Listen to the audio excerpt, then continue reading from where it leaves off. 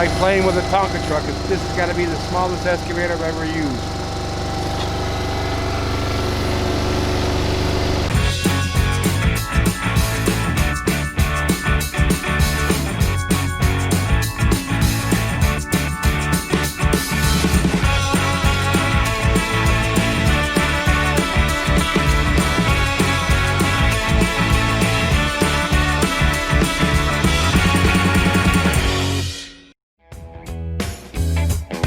I'm Pat. I'm a journeyman plumber. I got into the plumbing industry in 1986, right out of the Army. I had been in the military from 1980 to 1986.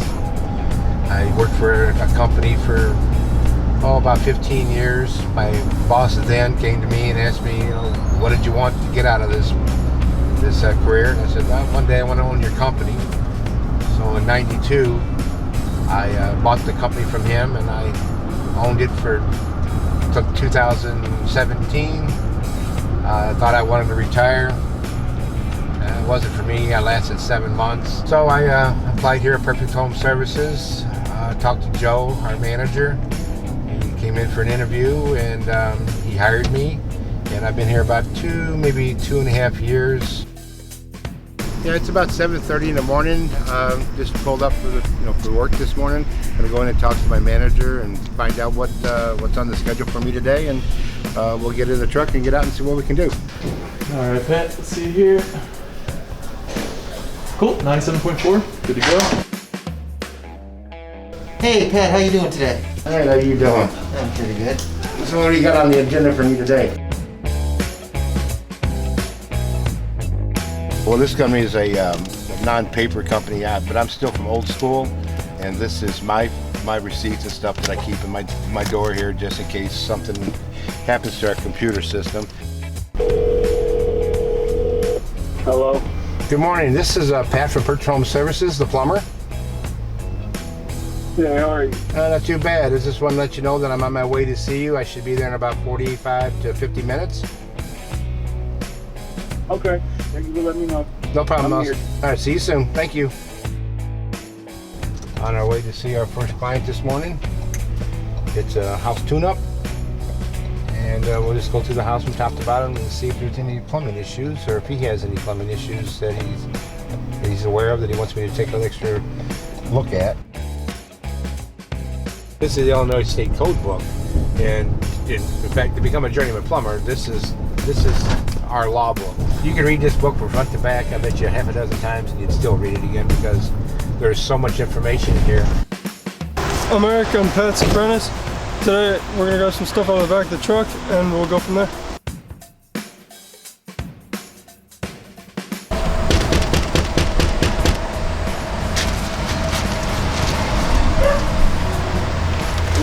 Good morning. All right, I'm Pat. I'm Eric. Nice meeting you. Yeah. Okay, we're gonna put one scoop of this BioClean into the drain down here, and I'll put it right there on the top. And then we'll just kill two birds with one stone here. That way I can check the faucet and make sure the faucet's working. And then we'll put a BioClean in this part.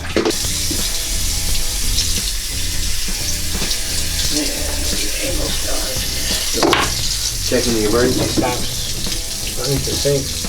That one actually works.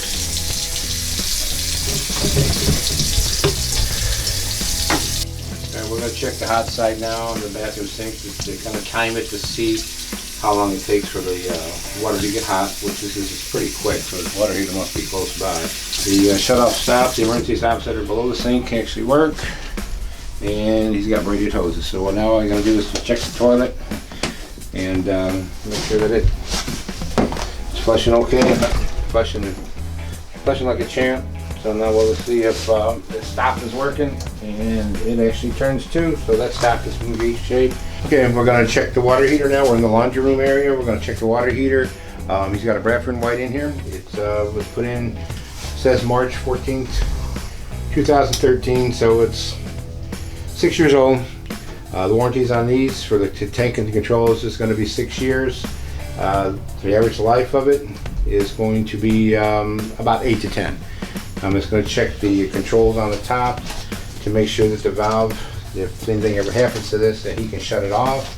And so we're going to check that, and it works very freely. He's got dielectric, which is code, and every piece of the flue is screwed in like it's supposed to be with 3 screws, so that's good. His relief valve, which is a pressure temperature relief valve over here in the corner, that's good. He's got a dirt leg on the bottom of the water heater, so that's in good shape. We drain it, but it's got a bad valve on the bottom of it, so we'll give him an option if he wants to try to change that out or not. So I really don't want to touch it because it'll probably start leaking. Where would he go? Let me come back over here. Okay, right here is the connection to the washing machine. So it checking to make sure that they move. They turn on and off.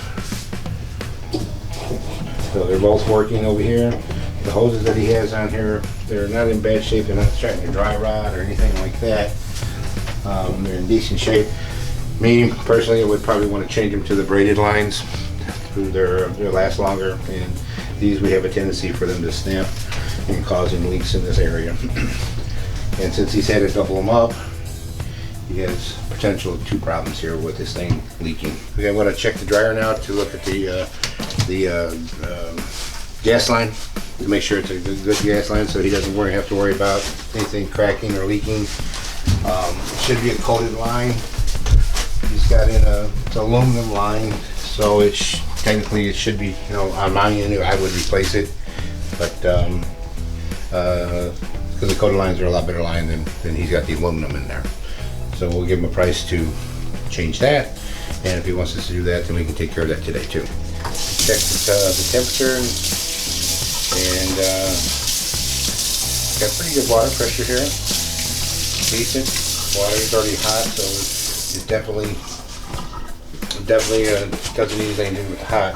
I'm going to treat these drains just like I did the ones in the bathroom. Put a scoop of bio clean in them. I'm going to run some water, and while the water is running, I'll check the drains under here and the emergency stops to make sure that they work okay for them. And the kitchen waste line, it looks like brand new too, so there won't be any issues with that. And now we'll test the water to see what hardness he has with this test strip. So what we end up doing is taking just letting the water run across it, and then we'll try to match up the colors with the bottle as close as we can. So that's pretty high. And then this one here is the pH, which not too bad on the pH. And then this is the alkaline. And alkaline, yeah, it's kind of high on the alkaline. And the last one is not too bad. So, but the big thing is he's got hard water, is what he's got. So you'll probably want to, we can do something by giving him a price of putting a water softener in or something like that to help him with this water. The kitchen stove would be the last thing we inspect. It's the last plumbing fixture that's here.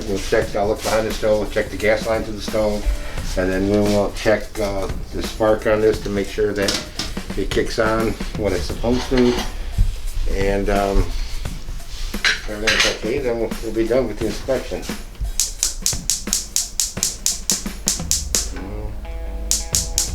There we go. So the stove is lighting fine, nothing wrong with that. I'll check in the back of it to make sure that there's a good gas connection, which you can see it right here. It's the yellow coated, which is the code, which this is the gas line that should be on any appliance that's being supplied by gas. The one on the dryer is not like this. It's not really a code gas line that's on the dryer, so it should be changed out to the one that's on the stove here.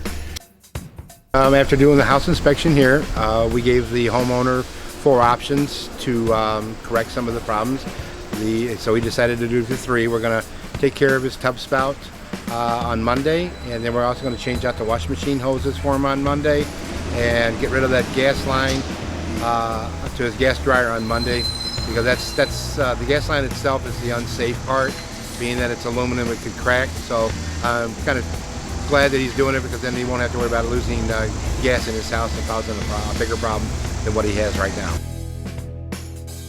All right, we just got back to the shop today, and after our last call, and one of our clients decided to move up their job today, so we're going to go and put a tankless water heater in, and we got a tractor on the way. I'm going to do some digging today to reroute a sump pump line.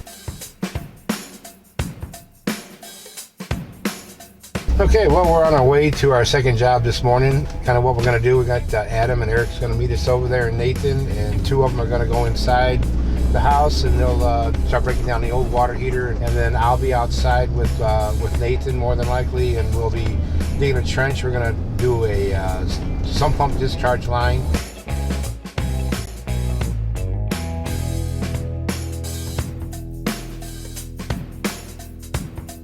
It's like playing with a Tonka truck. This has got to be the smallest excavator I've ever used.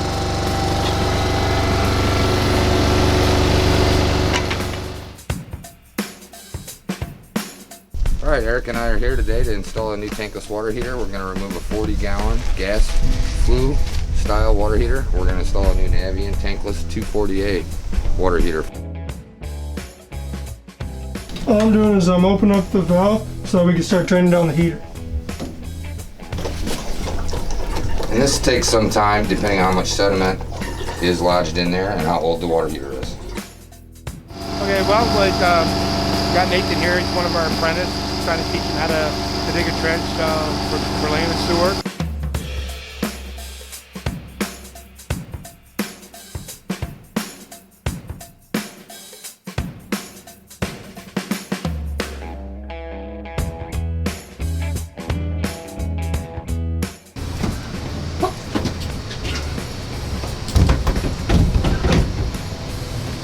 So we'll check for plumb and squareness. Make sure it's on the bracket right. We're good.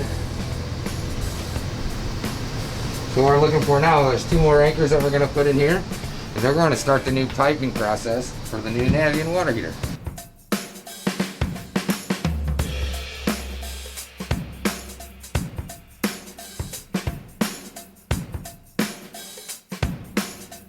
So I come from a welding background. I moved into plumbing after working for John Deere. I truly enjoy plumbing a lot more due to the fact that you get to see different people, it's different scenery every day.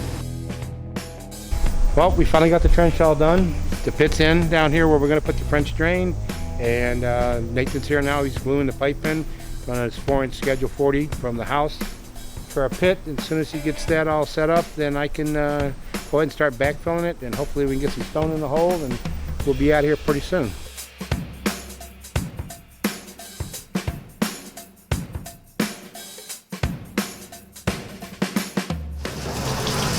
The water is onto the house. The cold line has been piped. I'm going to turn the air on, or the water on, to the rest of his house on this side.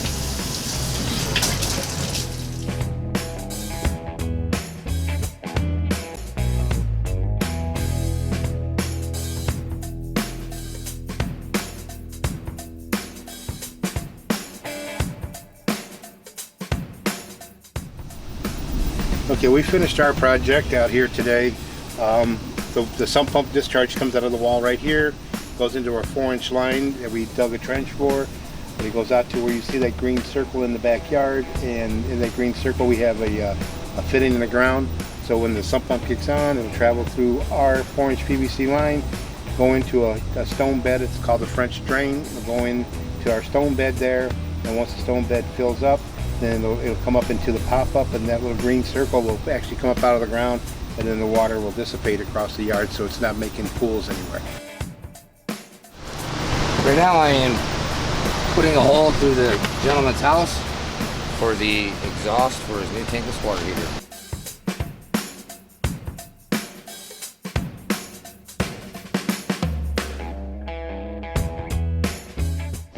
So here we are on our last stage of the tankless water heater. We are running our condensate drain to the ground with some pitch all the way across to the floor drain. And that's going to ensure that there's no moisture or anything that's hung up in your tankless water heater.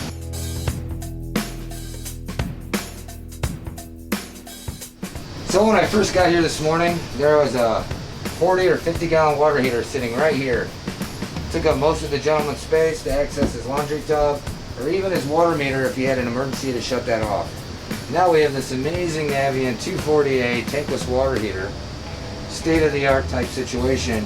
Will access all functions of the plumbing system and his laundry tub that he was missing the use of. Now we have ran black gas pipe, we ran everything in solid copper, a drainage line in PVC, and we also have a Schedule 40 vent line running above us.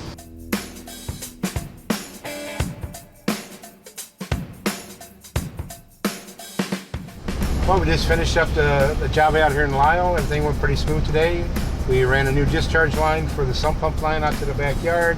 And Adam and Eric, they installed a tankless water heater in the basement for the client. Just finished up, client's happy, and we're on our way back.